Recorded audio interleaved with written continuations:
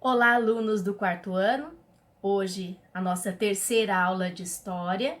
Falaremos sobre a Guerra da Cisplatina, essa guerra no qual o Brasil lutou contra a província do Uruguai, juntamente com a Argentina, para que ela fosse independente do Brasil. Que Dom João VI havia unido essa província às províncias do Brasil, porém os uruguaios, vendo que suas culturas eram diferentes da cultura brasileira, então não havia por que eles estarem unidos ao Brasil. Então eles queriam tornar-se independentes. Mas Dom Pedro I já havia desgastado bastante a sua imagem desde que tornou-se imperador, quando ele proclamou, ou melhor, outorgou a Constituição de 1824, dando plenos poderes com o poder moderador. E depois disso houve também a Confederação do Equador, com aqueles estados do Nordeste querendo se separar do restante do país. E agora com essa Guerra da Cisplatina, na qual Dom Pedro I adquire dívidas bastante grandes, atrapalhando a economia brasileira. E isso ocasionou muitos conflitos e desgaste da população, que começou a não querer mais apoiar Dom Pedro I. E isso vai dar continuidade na aula seguinte da semana que vem, onde nós iremos ver sobre a abdicação de Dom Pedro I devido a todos esses conflitos. Então, assistam a aula de hoje e vejam até o final, porque no final desta aula estarei colocando as tarefas do dia de hoje. Essa guerra foi um conflito separatista que envolveu o Brasil e o atual Uruguai, antes conhecido como Província da Cisplatina. Conflito esse que ajudou a piorar a crise interna brasileira. Dom Pedro I teve de enfrentar muitos problemas na região da província Cisplatina, porém foram 3 anos de guerras entre o exército do Brasil e da Argentina pela disputa da região. O conflito acabou somente após a região se tornar independente e nomeado de República Oriental do Uruguai em 1828.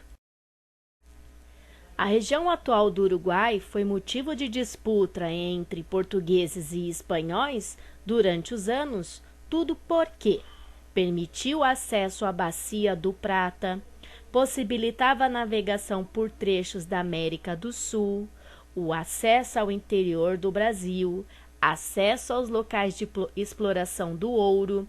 Dom João VI havia unido essa região ao Brasil, tornando ela uma província, a província da Cisplatina. As reações do governo. Dom Pedro I reage à revolta gastando muito dinheiro público.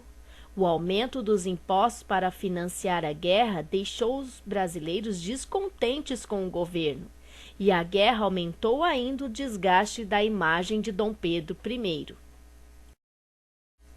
A província proclamou sua independência do Brasil 5 anos após a anexação. Em seguida, associou-se à República das Províncias Unidas do Rio da Prata, a atual Argentina. Como a região ocupava uma posição econômica e estratégica tanto para o Brasil quanto para a Argentina, o Brasil declarou guerra às Províncias Unidas do Rio da Prata. O conflito durou 3 anos e chegou ao fim com a intervenção da Grã-Bretanha, que queria a independência da Cisplatina para facilitar seu comércio na região da Prata. Após a independência, a região passou a ser chamada de República Oriental do Uruguai. A guerra causou grande número de mortos e feridos em ambos lados. Além disso, para manter-se na Guerra da Cisplatina, o Brasil contraiu novas dívidas com a Grã-Bretanha. Nesse período, o preço dos produtos exportados no mercado externo caiu, agravando a crise econômica pela qual passava o Império. Em território nacional, o preço dos alimentos e dos produtos industrializados aumentou, o que contribuiu para o desgaste da imagem de Dom Pedro I. Com o autoritarismo de Dom Pedro I, na Constituição de 1824, com a Confederação do Equador, com a Guerra da Cisplatina, Dom Pedro I cada vez mais se tornava impopular.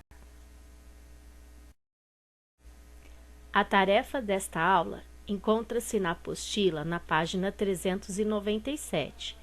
Exercícios 1, 2 e 3. A resolução dessas atividades será realizada quando voltarmos às aulas. Desta forma, também poderemos realizar uma revisão geral de todo o conteúdo. Até a próxima aula.